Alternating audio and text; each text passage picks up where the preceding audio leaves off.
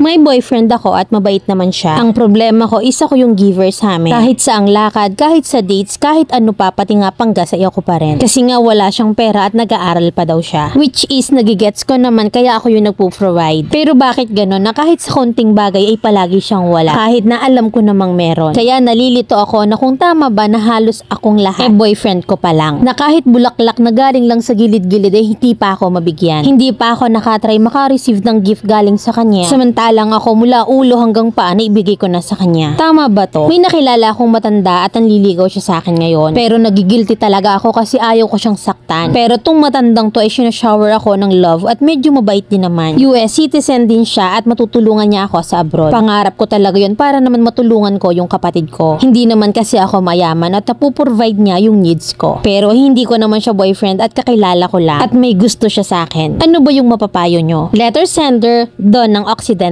Mindoro. Sa house, nakapag-decide ka na eme ka. Kung papatulan mo yan at gagamitin mo lang sa ambisyon mo, be careful. Marami nang napasubo at nabulag sa inaakalang bright future. Mahirap yung one-sided love. Baka lang kasi after mong makuha yung gusto mo, kanya-kanya na. Iha, kilalanin mo muna kasi baka sa huli, magka-letse-letse ka. Yung jowa mong kinder, user yan. Self-love ka muna, oo.